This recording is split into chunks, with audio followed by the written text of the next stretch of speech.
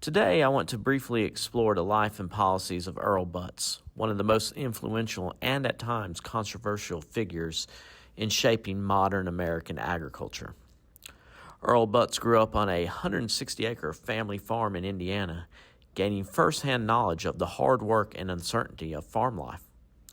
After studying at Purdue University, he rose through academia and later served as the Secretary of Agriculture in the 1970s, where he became famous for urging farmers to plant fence row to maximize production. This encapsulated his belief in harnessing large-scale, efficient farming to feed not only the United States, but much of the world. Butz championed a market-driven approach, insisting that government intervention through excessive regulations and subsidies could stifle innovation.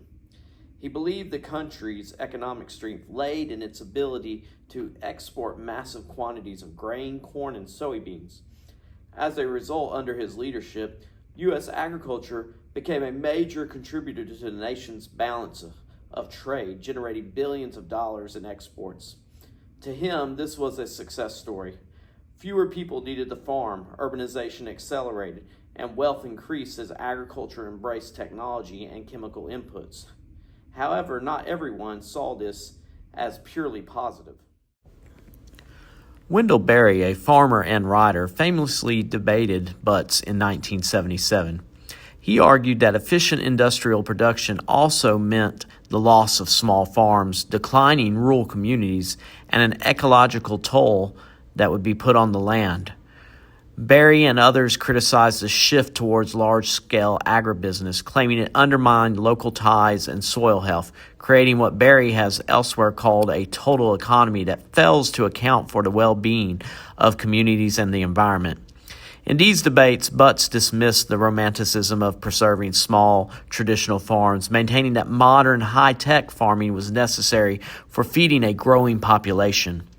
Critics, including Berry, have also pointed out that while Butz's methods boosted production, they left farmers increasingly reliant on expensive technologies, petroleum-based inputs, and extensive debt. This shift benefited large operations but often squeezed out the small producers who struggled to afford land or to keep pace with industrial expansion. Meanwhile, defenders of Butz highlighted that overall food availability and global food trade expanded significantly thanks to the policies of Butz. Earl Butz's legacy in agricultural economic development is one of the most dramatic transformations in American agricultural history. He helped usher in an era of unparalleled U.S. farm output, which was mostly export-driven, which brought about prosperity, and it also brought about technological advancements. His fence row philosophy, however, it also accelerated a consolidation of agribusiness while also hurting small farms at the same time.